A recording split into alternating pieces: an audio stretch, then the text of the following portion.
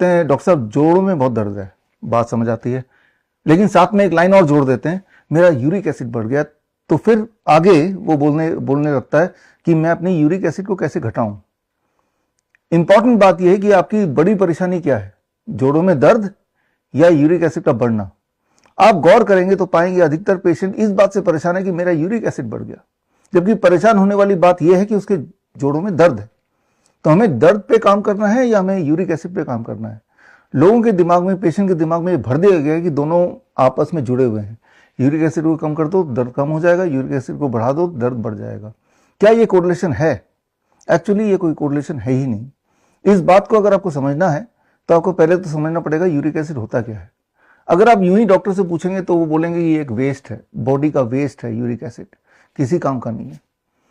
अब जब कोई बोलता है ये बॉडी का वेस्ट है तो आपके दिमाग में, आपके घर में जो वेस्ट है उससे जाता है, कनेक्शन होता है।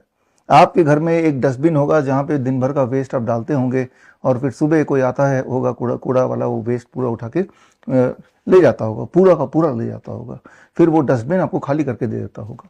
That is called waste. Waste मतलब उसमें जो भी डस्टबिन में है वो कोई भी काम का नहीं है, वो सारा का सारा ही बाहर जाना है।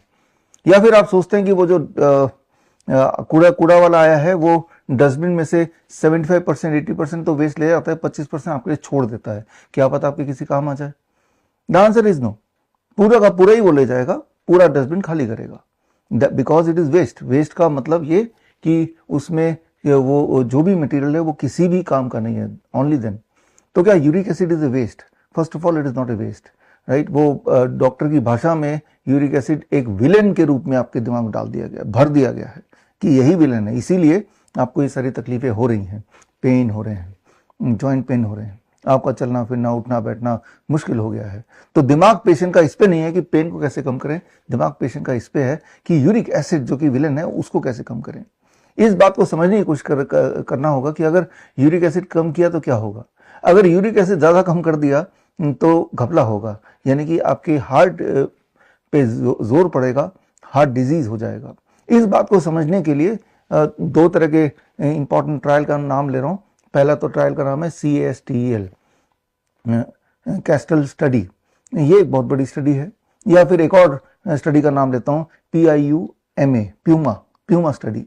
ये बहुत बड़े बड़े दो स्टडी हैं, और ये दोनों स्टडी को अगर आप देखेंगे तो आप पाएंगे कि यूरिक एसिड को कम करने से हार्ट की बीमारी, कार्डियो मेटाबॉलिक डिसऑर्डर हो सकता है या हो जाता है। तो यानी कि सबसे पहली बात कि यूरिक एसिड को कम करना यानी कि खतरा मोल लेना है। जॉइंट की दिक्कत वहीं की वहीं रहेगी, साथ में एक और बीमारी आप लेके आ जाएंगे। तो ये समझना होगा कि यूरिक एसिड का जो आंकड़ा है, जो डॉक्टर ने बताया कि 7 mg/dL से नीचे रहना चाहिए अगर आप मेल हैं, और अगर आप फीमेल है तो 6 mg/dL से नीचे रहेगा। ये भेदभाव क्यों है भाई? ये समझने की बात है कि भाई जो among the women the metabolism of uric acid is much more, क्योंकि एक वुमेन के बॉडी में अलग अलग तरह के हार्मोन होते हैं, इस तरह से जो ज्यादा अच्छा मेटाबोलाइज कर लेते हैं, तो दोनों का अलग अलग दिया है। अगर ऐसी बात है तो मेनोपॉज के बाद बहुत सारे हार्मोन जो पहले बनते थे फीमेल ओरिएंटेड वो बनते नहीं है, तो तब तो उसका 7 mg/dL हो जाना चाहिए नॉर्मल वैल्यू। अगर आप इस बात को ध्यान से देखेंगे तो आंसर इज यस, उसके बाद 7 mg हो जाना चाहिए अगर इस थ्योरी को ले जाएं। लेकिन क्या ऐसा डॉक्टर आपको बताएंगे? वो नहीं बताएंगे। तो थोड़ी रिसर्च आपको करनी पड़ेगी। रिसर्च करने के लिए जितनी सारी बातें फिलहाल मैंने अभी तक बताई, इन सारे बातों के से जुड़े हुए जो ऑथेंटिक रिसर्च पेपर हैं, बड़े से बड़े जर्नल, जैसे एक रिसेंट जर्नल का रिपोर्ट आया था आज से 2.5 साल पहले नेचर में। Nature is one of the most prominent and well respected journal, और 28 दिसंबर 2022 में जो रिसर्च आया था उसको आप पढ़िए। विश्वरूप.com/uric acid में आप जाएंगे तो जो मैं बताने जा रहा हूँ या बताया उसके रेफरेंसेस उसमें दिए हुए हैं, क्योंकि आपकी चिंता पेन नहीं है, आपकी चिंता है यूरिक एसिड। और अगर चिंता यूरिक एसिड पे फोकस गया तो समझ लीजिए आपकी जान दांव पे लग जाएगी। इसको मैं थोड़ा सिंपल भाषा में समझाता हूँ। गौर कीजिए, जब कोई डायबिटीज पेशेंट का ब्लड शुगर बहुत हाई चला जाता है तो उसका यूरिक एसिड अपने आप लो आ जाता है। तो यूरिक एसिड एक मिस्ट्री है, राइट। तो आपके लिए तो लो होना अच्छा था, तो अपने आप को डायबिटिक बना लीजिए, आपका ब्लड शुगर को 400 से ऊपर ले जाइए, यूरिक एसिड अपने आप नीचे आ जाएगा। तो क्या चलेगा? आप बोलेंगे नहीं, not at the cost of diabetes. जब not at the cost of diabetes है तो then why at the cost of heart disease, right. बहुत नीचे जाना ही अगर आपका गोल है तो हार्ट डिजीज भी हो सकता है बहुत नीचे जाने से, या हाई ब्लड शुगर अगर हो जाए, उसको मेंटेन किया जाए वेरी वेरी हाई, जो कि आपके लिए खतरनाक है, तो भी आपका यूरिक एसिड नीचे आ जाएगा। अगर आपको आंकड़े ही नीचे लाने हैं, अगर आपको नंबर्स से ही मतलब है, लेकिन मैं याद दिला दूं, आपको नंबर से मतलब नहीं होना चाहिए। आपको मतलब है कि आपकी जो ओरिजिनल सिम्टम्स हैं, जिसकी वजह से आप डॉक्टर के पास गए थे, वो तो डॉक्टर ने आपको कनेक्ट कर दिया, वो आपके तो गाउट है, गाउट पेन बोल सकते हैं, जॉइंट पेन बोल सकते हैं। मतलब ये कि दोषी यूरिक एसिड है, तो इस पे हमें प्रहार करना पड़ेगा। याद रखिए, आपकी यूरिक एसिड की वैल्यू कई सारी दवाइयों से भी ऊपर नीचे होती है। फॉर एग्जांपल बीपी की दवाई लोसार्टन, उसको अगर आप लेंगे या ले रहे हैं, तो वो भी आपके यूरिक एसिड को नीचे गिराएगा। हालांकि उसका जो प्राइमरी रोल ये होना चाहिए सिर्फ ब्लड प्रेशर को कंट्रोल करने का, लेकिन एज ए साइड इफेक्ट वो यूरिक एसिड को नीचे गिराएगा। लेकिन आप तो नीचे ही चाहते थे। उसके ठीक विपरीत ब्लड प्रेशर के कुछ और दवाइयाँ, जैसे डायूरेटिक्स है या फिर बीटा ब्लॉकर्स हैं, ये आपके ब्लड प्रेशर को तो नीचे करेगा, लेकिन यूरिक एसिड को बढ़ा देगा। तो यूरिक एसिड इज मिस्ट्री। वो बॉडी में कितना संतुलित होना चाहिए, वो क्लियरली कोई बता नहीं सकता है। बहुत लोग ऐसे होते हैं जिनके बॉडी में कोई पेन नहीं है, कोई जॉइंट पेन नहीं है, कोई गाउट के सिम्टम्स नहीं है, लेकिन उसका यूरिक एसिड ज़्यादा है। एट द सेम टाइम ऐसे ही बहुत लोग हैं जिनका यूरिक एसिड का नॉर्मल रेंज के अंदर ही है, लेकिन उनको गाउट की प्रॉब्लम है। तो बोलने का मतलब है कि these are two exclusive thing, ये आपस में कनेक्टेड नहीं है, आपस में एसोसिएटेड नहीं है। जो जो बातें मैंने बताई, इनके जो सोर्सेज हैं, इनके जो रेफरेंसेज हैं, वो मैंने अभी आपको बताया। bishop.com/uric acid में जाके आप देख सकते हैं। आप सोच के देखिए, आप किसकी बात मानेंगे। जो दुनिया बोल रही है वो इंपॉर्टेंट है, वो सही है, या रिसर्च से जो साबित हुआ वो सही है। अगर आप ये सोचते हैं कि जो साबित किया जा सके, जो प्रूवन है, जो लिखित में है, उसी को आप मानना चाहते हैं, तो इसी को सुनते रहिए। तो मैं फिर याद दिला दूं कि आपका जो बेसिक मकसद है वो यूरिक एसिड को घटाना बिल्कुल नहीं है। आपका बेसिक मकसद ये है कि आपके जो डिस्कम्फर्ट्स हैं, आपके जो पेन है, उससे रिलीफ पाना। तो पेन जो है उसको रिलीफ पाने के लिए कई लोग यूरिक एसिड की दवाइयाँ लेने लगते हैं, इस होप से कि यूरिक एसिड घट जाएगा और मेरा पेन भी चला जाएगा। यूरिक एसिड तो घट ही जाता है।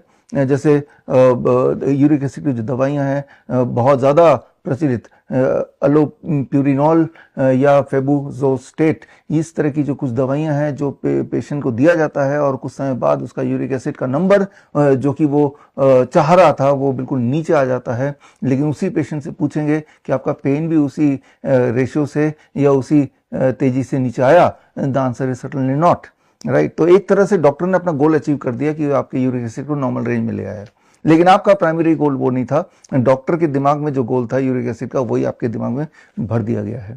तो कंक्लूजन यहाँ पे करते हैं। पहली चीज कि आपका जो पेन है उसका रिस्पॉन्सिबल यूरिक एसिड नहीं है।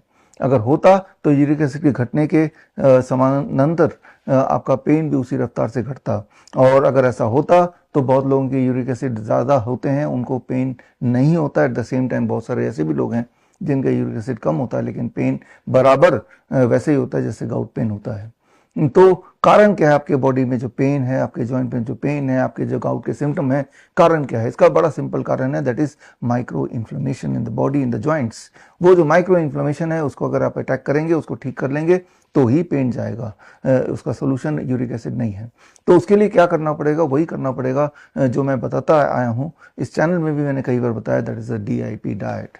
Follow the DIP diet. अब DIP डाइट है क्या है, अगर आपको ये नहीं पता है तो इस चैनल में कई जगह पे, या फिर आप गूगल में टाइप करेंगे DIP डाइट, तो हज़ारों लोगों ने DIP डाइट फॉलो करके अपने वीडियोस बनाए, और वीडियो बना के उन्होंने अलग अलग जगह पे डाला कि किस तरह से DIP डाइट के बाद उनकी blood sugar, blood pressure, heart disease, angina, ये सब ठीक हो गए, दवाइयाँ छूट गई। एट द सेम टाइम उनके बॉडी में जो पेन थे जगह जगह पे, उसमें भी रिलीफ मिला। जो लोग मोटे थे वो नॉर्मल वेट के हो गए। ये सारी बातों के साथ उन्होंने अपने DIP डाइट का किस तरह पालन किया, उसमें क्या होता है, सारा कुछ बताया हुआ है इंटरनेट में। मेरी किताब भी है, world's best the DIP diet, इसको पढ़ेंगे तो इसमें भी DIP डाइट दिया हुआ है।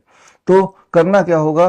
करना ये होगा, you have to focus on your symptoms, you have to focus on your discomfort, and in this context the focus is only the pain. If that is so, उस पेन को reduce करने के लिए मे बी 1 महीने से 3 महीना लगेगा, be on DIP diet, और इससे आप देखेंगे कि भाई आपका पेन धीरे धीरे कम हो रहा है, यानी कि जो आपका ओरिजिनल गोल था वो अचीव हो रहा है। तो ये तो हुई एक बात। लेकिन मान लो आप धीरे धीरे नहीं, बड़ी तेजी से चाहते हैं कि आपका पेन कम हो जाए, खत्म हो जाए। यूरिक एसिड के ऊपर भूलना पड़ेगा। तो इसके लिए क्या करना पड़ेगा? इसके लिए आई रिकमेंड नीम